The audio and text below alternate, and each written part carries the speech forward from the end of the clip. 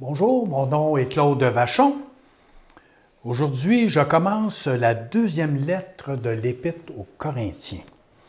Alors, j'espère que vous avez votre Nouveau Testament et que vous allez ouvrir votre Bible, votre Nouveau Testament, dans ce beau passage qu'on va regarder ensemble, 2 Corinthiens chapitre 1. Mon sujet, c'est Dieu nous donne le courage et nous rend forts. Le contexte, c'est que Paul écrit une deuxième lettre. J'espère que vous avez écouté la série que j'ai faite sur 1 Corinthiens. Vous allez saisir l'idée qui continue dans 2 Corinthiens. Il y a eu une réaction à la première lettre de Paul aux Corinthiens, et qui n'est pas nécessairement positive. Elle est positive sur certaines choses, mais sur d'autres choses, ça crée un malaise. Et il y a des gens, évidemment, qui combattent le ministère de Paul, puis « Ah, moi, le Paul, il y a des défauts. Et moi, je préfère Timothée, je préfère un tel. » Et là, il y a des conflits qui se passent au niveau relationnel. Parce que Paul, quand même, dans sa première lettre aux Corinthiens, les reprend sur plusieurs choses. Par rapport aux conflits entre eux, par rapport à la vie, à l'idolâtrie, comment je dirais, donc les péchés endurés, tolérés, qu'on dit rien, par rapport au repas du Seigneur. Il leur enseigne, il les cherche à les éduquer, à suivre le Christ, à suivre la parole de Dieu. Et il y a des gens qui résistent à ça. Et ça vient aux oreilles de Paul. Alors, Paul, dans sa deuxième lettre, il va aller un petit peu plus loin dans ses recommandations et aussi par rapport à des super apôtres qui font beaucoup de dommages, des enseignants qui apportent un enseignement différent de l'Évangile que Paul prêche. Donc, il est déjà à ce moment-là, on est au début de l'ère chrétienne, ça commence, ça débute, et déjà l'Église, elle est combattue par des fausses doctrines, par des faux apôtres, des faux pasteurs, des gens qui enseignent des choses bizarres et qui sont influencés par l'ésotérisme, qui sont influencés par des doctrines qui viennent de l'Orient, et par les Grecs aussi, par la pensée grecque. Donc, il y a beaucoup, beaucoup de choses qui se passent. Et Paul lui-même, il est persécuté, il est rejeté, il doit combattre certaines personnes et certains faux apôtres. Et donc, il en souffre énormément. Il a été battu, il a été fouetté, il a été mis en prison, il est obligé de se sauver, il a pris des bateaux qui ont fait des naufrages. Il ne l'a pas eu facile. Et mettons que ce n'était pas le genre d'apôtre qui se promène en jet privé puis qui se promène dans des véhicules à 100, 150 000, 200 000 $. C'est pas tout à fait le genre de vie qu'il a fait en tant qu'apôtre, en tant que pasteur, en tant qu'évangéliste, parce qu'il y avait tous ces dons-là qui étaient en lui et qu'il mettait au service de l'Église gratuitement. Il va prendre la peine même de le dire, qu'il ne cherchait pas, entre autres les Corinthiens, à être soutenu financièrement, mais qu'il s'en remettait totalement, complètement à la grâce de Dieu.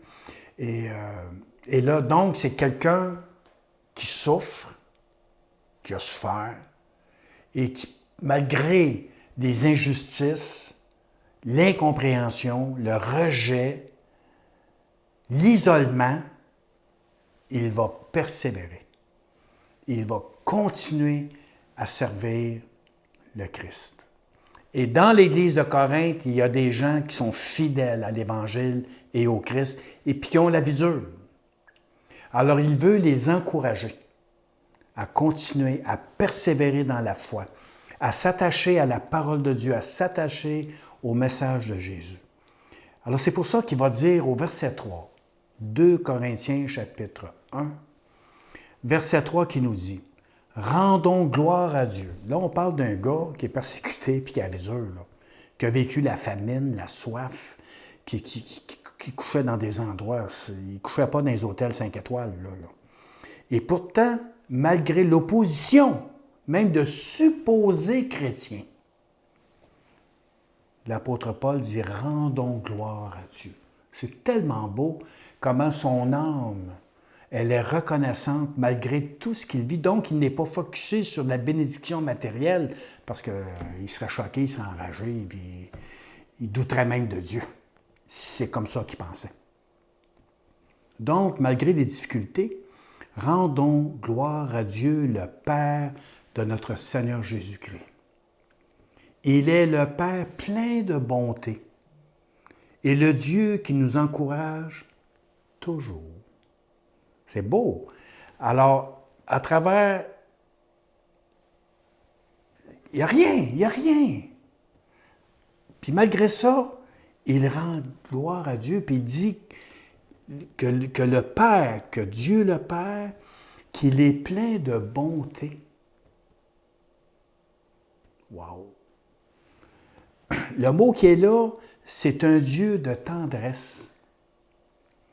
C'est un Dieu de pitié qui est riche en miséricorde. C'est de ce Dieu-là qu'il parle. Et puis même, il dit, il est le Dieu qui nous encourage. Dans nos vieilles traductions, ça dit le Dieu de consolation, qui est le mot courage, en passant. Donc, quand vous lisez consolation dans ce texte, puis à chaque fois que vous lisez ce mot-là, c'est le mot encourager qui est là. Que à travers les difficultés de la vie, il ne dit pas qu'on n'aura pas de difficultés. Même lui, il a manqué de nourriture à un moment donné, il avait faim. Il a vécu ça, la soif puis le dénuement. Et pourtant, il dit, ce Dieu-là, il nous encourage tout le temps. Malgré ce que nous vivons, il nous console. Dieu est venu au milieu des souffrances de l'apôtre Paul. Donc, la souffrance fait partie de la vie. Ne vous remettez pas en question si vous êtes dans la souffrance, surtout la souffrance spirituelle et émotionnelle. La souffrance physique aussi, là, mais parce que là, il a été battu, il a été fouetté, c'est quand même pas rien, ça, là. Mais Paul était conscient qu'il n'était pas en train de vivre une injustice, qu'il n'était pas en train de vivre l'abandon de Dieu, que Dieu est en train de le punir, que Dieu est en train de le châtier. C'est pas comme ça qu'il regarde ce qui se passe par rapport à la persécution. Il ne vivait pas dans le succès évangélique américain. Il ne vivait pas là-dedans, lui. Il vivait dans la souffrance. Puis il va l'expliquer, là. Donc, oui, il est possible que nous vivions des souffrances. La majorité des chrétiens dans le monde vivent dans la souffrance, dans la persécution, dans le rejet. Et Paul l'a vécu. Et là, il dit, ce Dieu-là, il vient me rejoindre dans ma souffrance pour me fortifier. Il me donne du courage. Oui, il est le Père plein de bonté, de tendresse. Dieu a compassion lorsque nous entrons dans un temps de souffrance.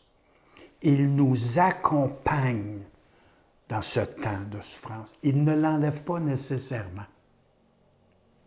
mais il nous accompagne. Et mieux encore, il nous console, il nous encourage à persévérer, à continuer, à ne pas douter de sa bonté, de sa tendresse, de sa miséricorde. Il faut continuer, regarder plus loin. Vous savez, il y a un avenir glorieux qui attend les chrétiens, les enfants de Dieu, tous ceux qui ont mis leur confiance en Jésus, qui est leur Sauveur et Seigneur. Ils ont une espérance vivante, ce qui leur permet de persévérer, de continuer, malgré ce qui se passe. Il nous dit au verset 4, « Il nous donne du courage dans toutes nos souffrances. » Il nous console. Il pleure avec nous. Quand on pleure, il pleure avec nous. Quand on se réjouit, il se réjouit avec nous. Il vit avec nous. Il est avec nous.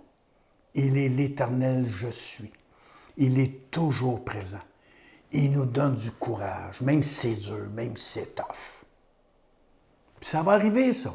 Je l'ai vécu, puis probablement que vous l'avez vécu, vous aussi, ou vous le vivez. passer des temps de questionnement, des temps de difficulté, des temps de solitude, d'incompréhension.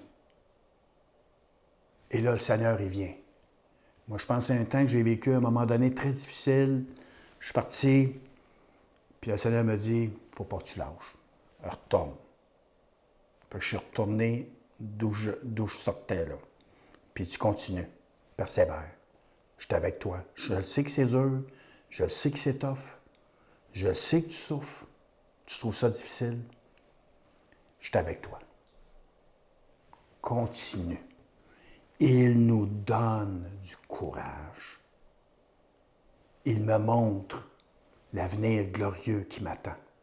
La maison céleste, la cité céleste, où je vivrai éternellement. J'ai une espérance éternelle qui m'habite. Donc, il dit, il nous donne du courage dans toutes nos souffrances. Ainsi, ou alors, il nous rend capables d'encourager tous ceux qui souffrent. Et nous leur donnons le courage que nous-mêmes nous recevons de Dieu. Donc, quand tu passes dans l'épreuve, la difficulté, que tu souffres, il t'encourage de sorte qu'il te rend capable d'encourager l'autre qui passe par la même affaire. Tu es capable de lui dire « je comprends ».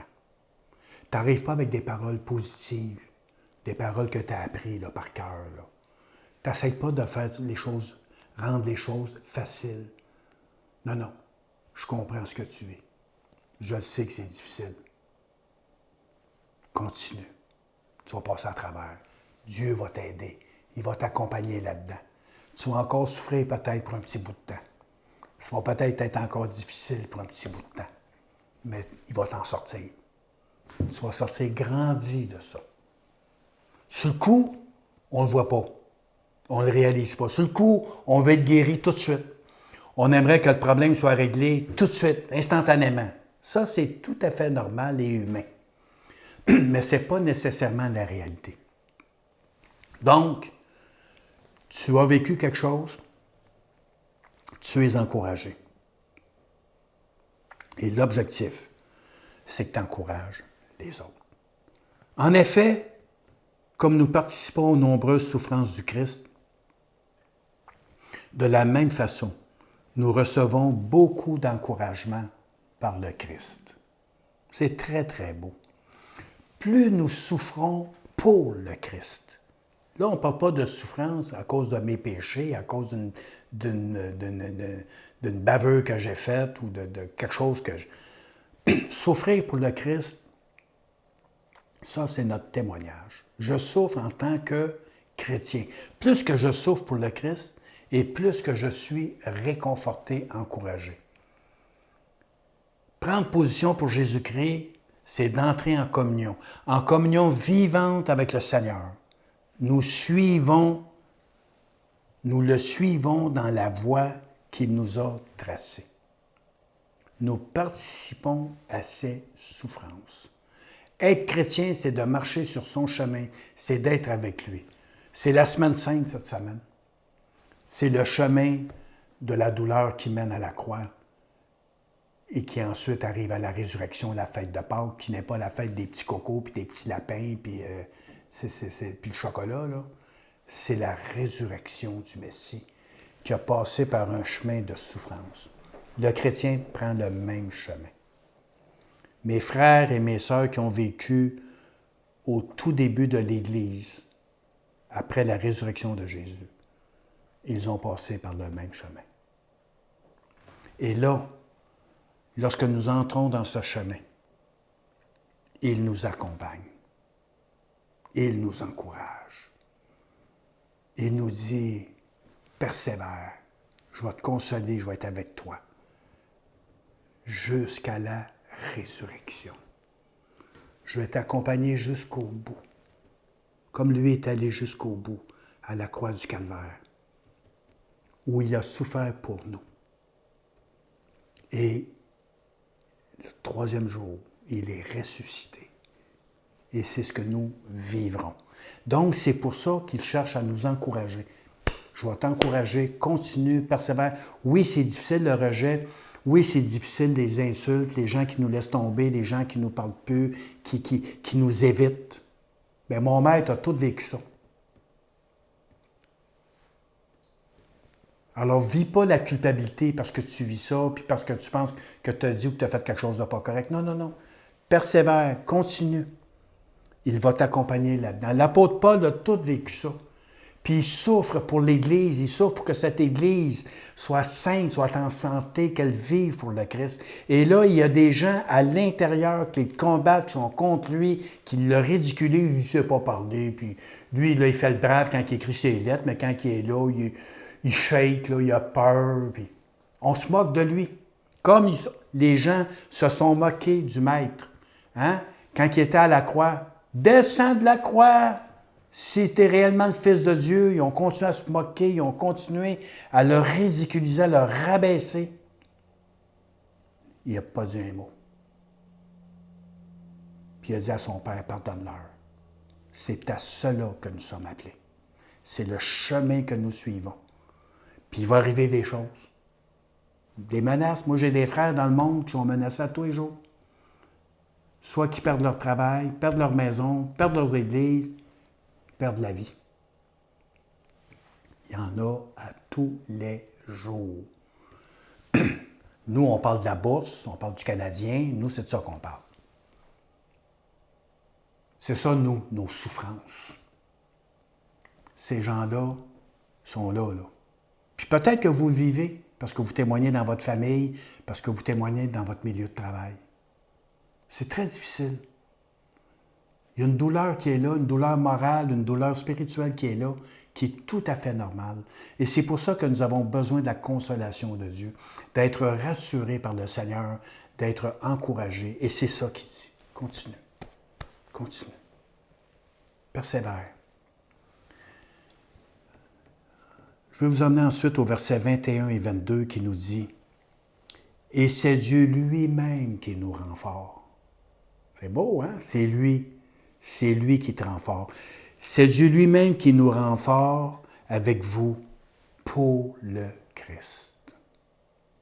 C'est pas pour toi-même que tu es fort, c'est pour lui. C'est pour lui que nous travaillons. C'est lui! C'est lui qui nous a mis à part. C'est lui qui nous a sauvés. C'est lui qui a versé son sang pour le pardon de nos péchés, qui a donné sa vie pour nous. Et c'est pour nous qu'il est ressuscité, pour nous amener avec lui dans l'éternité. C'est lui-même qui me rend fort, qui m'encourage en voyant lui ce qu'il a fait. Puis il dit, viens et suis-moi. C'est ça son appel. Viens et suis-moi. Puis il va nous rendre forts, puis nous rendre capables de nous rendre jusqu'au bout. C'est lui qui a posé sa marque sur nous. Il a mis l'Esprit Saint dans nos cœurs.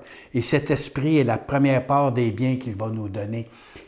Son esprit, c'est sa vie, sa manière de penser, sa manière de vivre à travers les évangiles. Quand on lit l'Évangile, qu'on s'expose à l'Évangile, qu'on la lit, qu'on la médite, qu'on réfléchit, qu'on la met en pratique, cette vie-là, il la met en nous. Il dit, c'est lui qui met ça en nous. L'Esprit Saint, ça, c'est le début, parce que c'est rien comparé à ce qu'on va recevoir dans l'éternité, là. Ça, c'est le début, là.